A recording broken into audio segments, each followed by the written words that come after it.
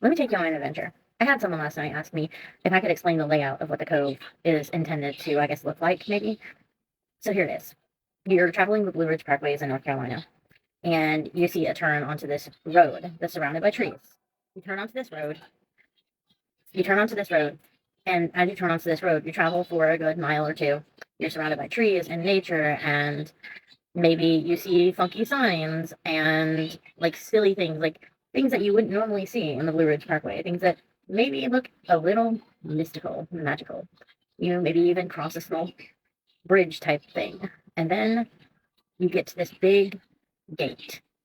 Think um, dry stone masonry with old wrought iron gates that open.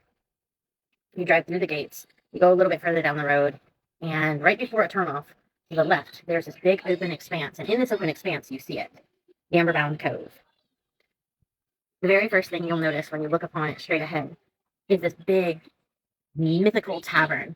Think old Renaissance traveling tavern kind of thing. Not necessarily, not a bar, but a gathering place. And in front of that gathering place, you see a fire pit, big, has logs and seating places, has places where community are clearly known.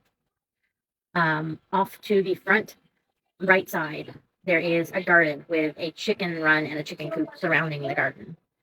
There is an herbal area for herbs to grow. And then off to the left side, there are 22 individual little house style buildings made of cob or wood. And you realize that all of those 22 buildings are Maker Smart buildings. They're artist buildings where there's a storefront in the front of them and a studio for creation in the back of them. And there's a little walkway that streams between them and little paths that go off to the side in various directions. And behind all of this, next to the tavern on the left side, there's a bigger area, a dining hall, an outside eating area for communal, like community events and dinners. And a secondary building that will be used as a community hub for things like workshops and teaching experiences and rentals. And behind that, there's an orchard for fruit trees.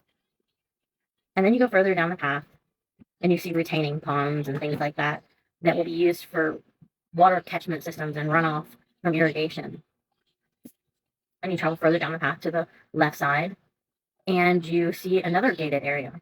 This one, made of similar stone and similar wrought iron gates, but has a keypad as a locked residency area. Behind those gates is the artist residence quarter. First thing you'll encounter off to either side will be family homes that will house families up to five people per family. So think 3 to 4 bedroom, 2 bathroom homes with little fenced in areas in the back for privacy for those families.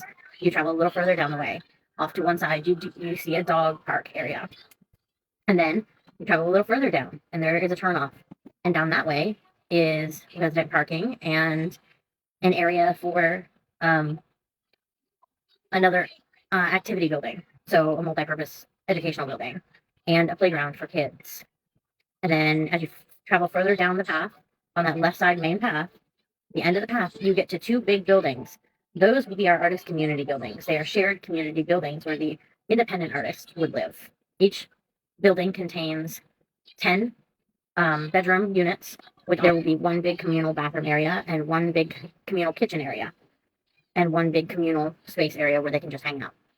There's 2 of those buildings. Total, those would house 20 individual artists. So the artist quarter alone would house 22 artists, plus the families of 2 of those artists. And behind those residential buildings is another area for the occupants to gather outside and be in nature. Now, if you return to the main tavern area where you first looked on and you go to the right instead of the left, there's a path that leads to the right. Leading into the right, you would lead into a festival grounds where community festivals could be held. And there would be pasture areas and barns for animals. So horse barns and pastures, cow barns and goat barns and pastures.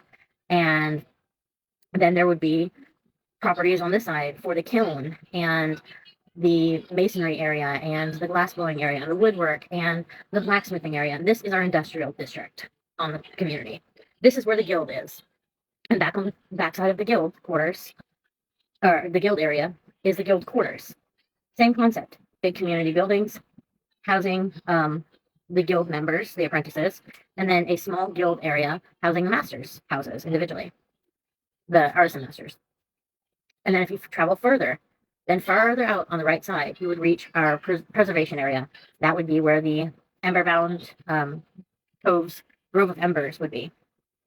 That would also be where our preserved forest area would be, our preserved pasture area, our secondary pastures.